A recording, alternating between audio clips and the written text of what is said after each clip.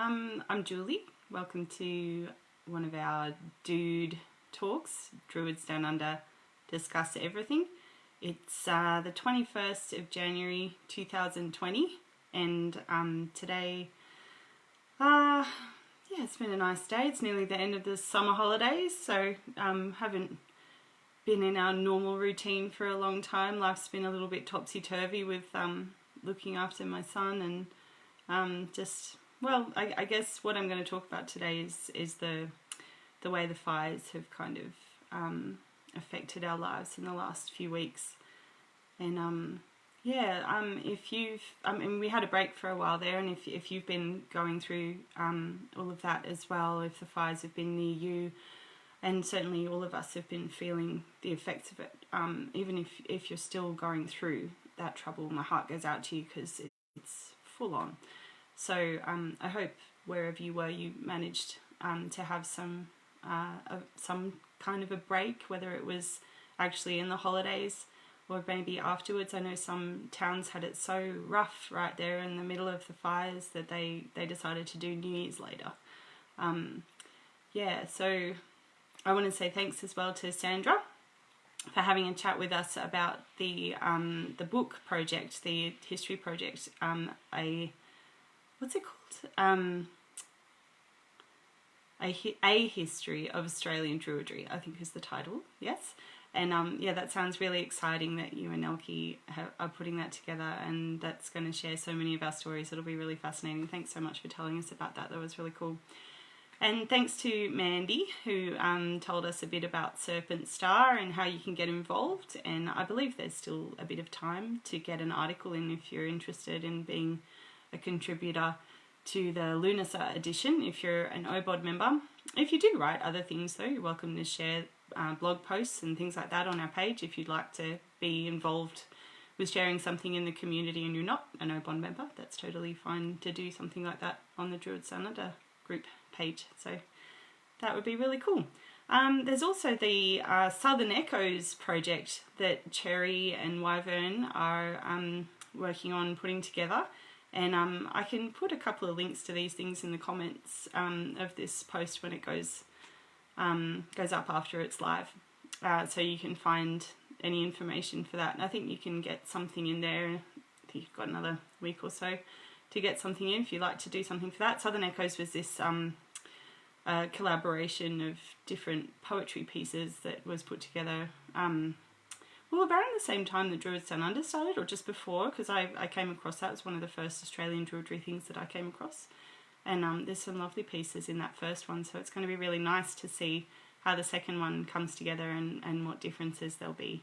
And hopefully there'll be more over time, which will be lovely to see how they develop and change as the community shifts and grows and changes too. So yes, let me get started talking about the bushfires. Now, it has been full on, and last time I talked about it, I wasn't actually really sure how to deal with it. I think I was thinking about like how do we deal with this? How do we make sense of it? And to me at that time the balance between fire and water seemed like a good way of working it out, and I still think that's a good idea. When we're feeling a lot of high emotion, to use that watery creative aspect to put something into our creativity, whether it's through doing a painting or writing some poetry or writing a song or doing any other art. It's a wonderful way of expressing deep emotion, and that can kind of balance that fire energy that's happening in the world. But I also came across this realization that if I met the fire outside with a fire in me, if I found a determination and a strength to meet the fire with inner strength to be prepared and to learn about what needed to be done around the house, to do the clean the gutters and buy that extra hose and get the things that we needed and meet it with determination and strength, that actually brought me a lot of peace too. Deciding I wasn't going to run and I was going to meet it was really important. And it was Pretty full on there over that holiday period. We had Christmas at our house, and we're really lucky that we had some drizzle on Christmas Eve. Like my son even asked for rain to come on his letter to Santa, and I know lots of kids in our area were doing that. And the rain did come on Christmas Eve, which was really sweet. And the backburn was successful over Christmas Eve and Christmas Day where we live, and that was really that was, I guess, the turning point for us. And I know it got worse further down the coast after that, and a lot of friends had their places threatened, and I had friends that had gone to leave here and had gone to spend time on the south coast thinking that that would be a safe place, that had to evacuate and spent New Year's Eve evacuated in different evacuation centres, and it's been really full on. I found New Year's Eve to be really an emotional time, and seeing all the fireworks it just seemed like so mismatched to me. I kind of wish that there was some way that it could have been changed, because the explosions and the fire of it all just seemed so heartbreaking to me to have that symbolism there, and it just felt really difficult for me to understand how to feel good about that. Maybe you think it makes me a stick in the mud, but that's just what was going on for me at that time. It was really difficult to feel all of that, and we have had friends lose homes, and people hearing about towns being lost and people being evacuated, and it's been really full on, or people losing parts of their properties, and obviously the heartbreaking stories of the wildlife, and the loss of life generally has been really hard for all of us to acknowledge that and grieve it. It's been hectic. So when the rains have started to come, it's just been this incredible relief.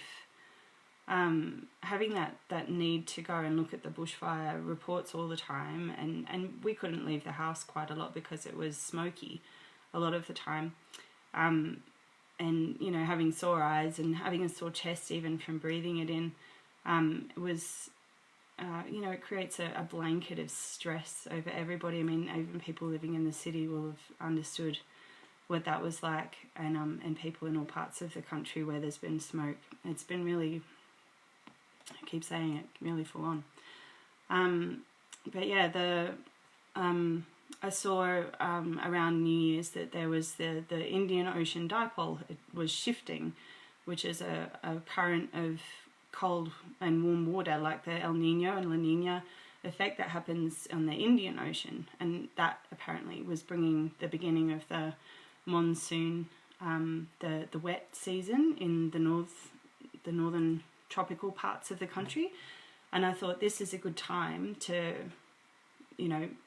ask or create a ritual that was about acknowledging the blessing of rain and acknowledging a need for balance in the land, but also in ourselves, because I think I really believe that a lot of our ritual is about reflecting what's going on in the world around us, because we are affected by it. We can't. I think we feel quite out of whack and not at peace with the world if we're trying to deny what's going on around us. It's when we sit and are honest with what's happening in the world that we are a part of, and find a way to be in alignment with that and like empathy with that we find peace in ourselves. So recognizing that there's this deep need for healing in the land at the moment, I think is really important. And as the rains... so I was going to say I wrote this ritual for a rain ritual for the fires and shared it around a bit, which was really lovely to do, and it was really quite touching that people were sharing that around the world, and sending a lot of love and blessings to us, so that when the rains did start falling, I felt like everybody that had been doing that ritual, there was something of that prayer in those raindrops, and it was really beautiful. And we felt so joyful when it started raining heavily here, like starting to cry because it was so incredibly emotional. But yeah, it's all started to go a bit green here now, and the fires near us have been declared. I'm getting choked up.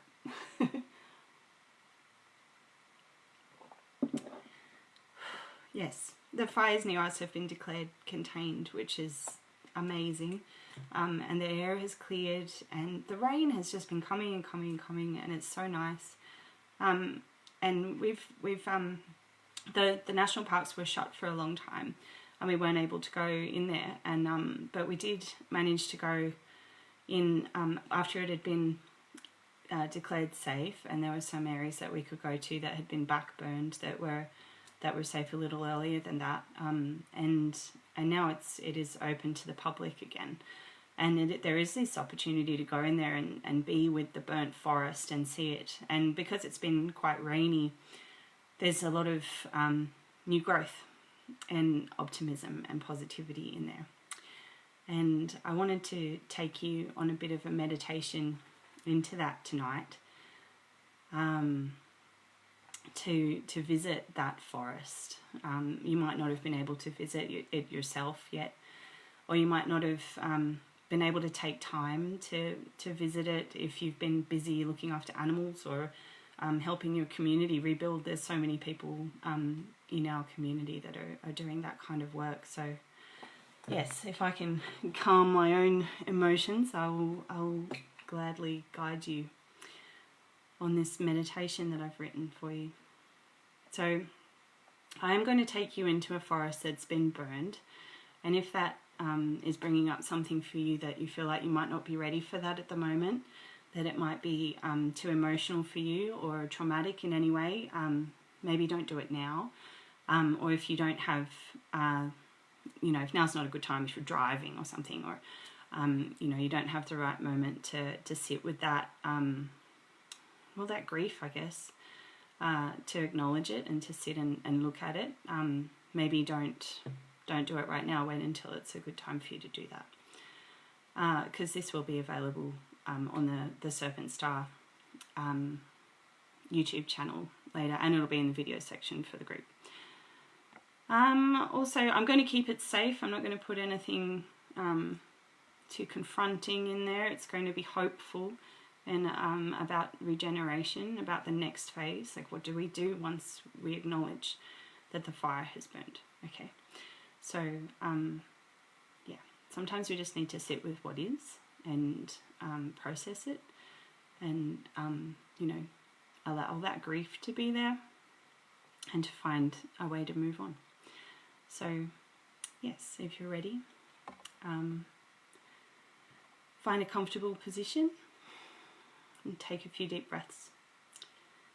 Close your eyes and just ground into your body, feeling your limbs gently, maybe sitting with your hands on your knees. Oops.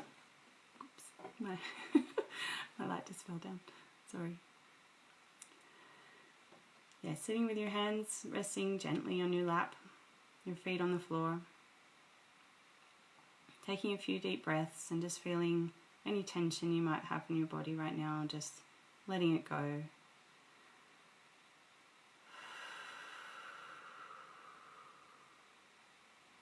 Just breathing in peace. And breathing out any tension.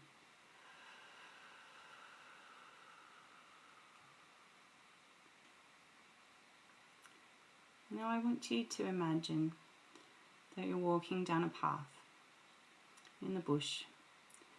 It's a cloudy day and the rain has come, but it's just misty now. You know, this part of the bush is green, but you're coming to an area that's been burned. And as you walk through the green, you come to that boundary of the burned area, perhaps across a sandy space or a road. And on the other side, the tree trunks are blackened as charcoal. On the ground, there's nothing but ash and dirt and the charred remains of fallen branches. you step into that space and onto a path. The fire is completely out. It's safe to walk here. And the path through the trees marks a safe way for you to travel.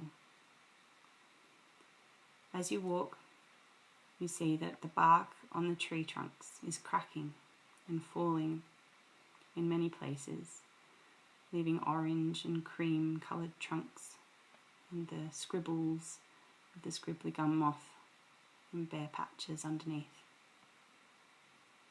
The tops of the trees still have leaves, rusty orange in colour from having been flash burned in the fire. As you walk, you come to a more open space. The rain has flowed the water here and washed away the ashes, leaving a circle of damp but not wet, sandy soil. You walk the edges of this circle space, this burned grove, and find a space to rest. You sit and listen, and look around you, taking in the whole scene with your senses. As you look, you see there are tiny shoots of new, bright green grass sprouting out from the ashes. And there, a blackened stump of a xanthorrhea grass tree with a few centimetres of new growth sprouting from the top. As your eyes gaze at the tree trunks more closely, you see there are clumps of rose-coloured, bright green buds of leaves sprouting from the ashen bark. You see the rain gathering in sparkling drops on the leaves. You notice the banksia seed pods have been blackened, but their laughing little mouths have opened, with bright orange on the inside, and recently their seeds have been released. Similarly, the cone sticks' fluffy seed pods have been sprinkled onto the ground like confetti, leaving a sprinkle of white fluff on the ash. You notice there are ants on the ground, not too close to you, just in the distance, and small circles of sand granules with a little hole in the centre where they've begun to build their nests. There are kangaroo droppings in the grass, and there are creatures' tracks in the sand of the circle. As you listen, you hear the flutter of grasshoppers moving about the ground. A black cockatoo flies overhead and calls. There's the twitter of small wrens flitting about in the treetops. You can smell the ash of the burn, but you can also smell the rain on the earth, the damp soil, and the sharp scent of brand new eucalypt growth. You feel the lightest of misty raindrops as they touch your eyelids and your cheeks in the cool breeze. You taste the fresh air with a deep breath,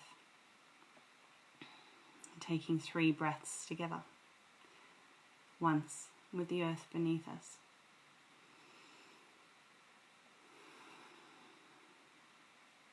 once with the sky above us,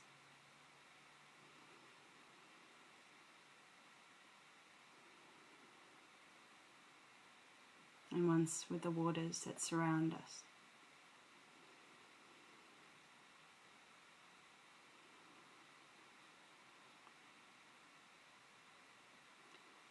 Perhaps you came into this space seeing it as burned and dead, but now, having seen these signs of new life, you see that it's reborn.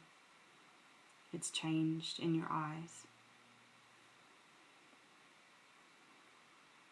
See if there's a message in this for you. And when you're ready, return to the path. Moving back down the path. Come back into your body, into this space, into the here and now.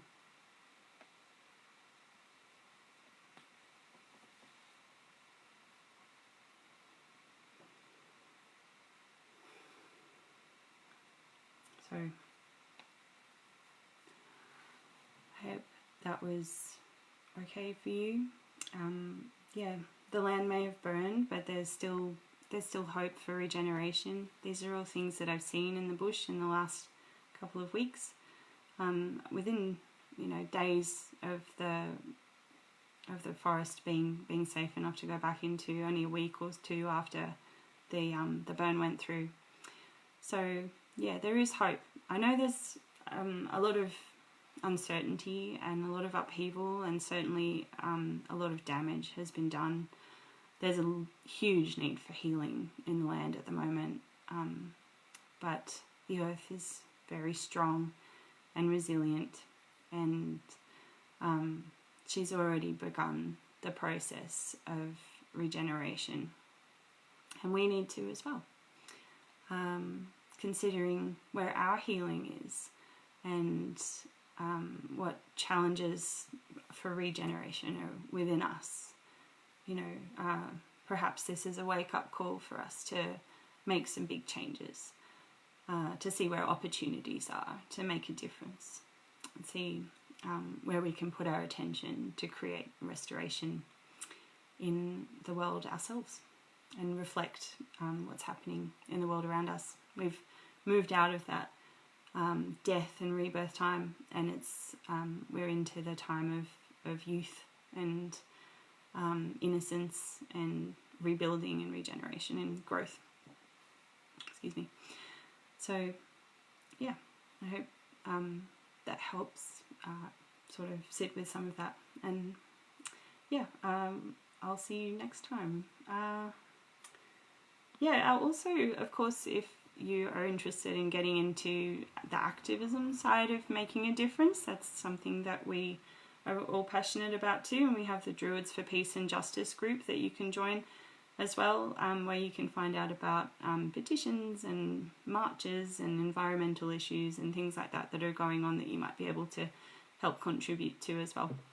So we tend not to share those political type things in the Druids Down Under group and try and focus it on Druidry, but of course these things are important to many of us, so we just create that extra space where we can talk about that. So I'd love to see you in there, and the link is in the pinned post. But yeah, thanks again for listening, and if you're still fighting the fires, my heart goes out to you. I hope that you find yourself in this space of regeneration really soon. Many blessings.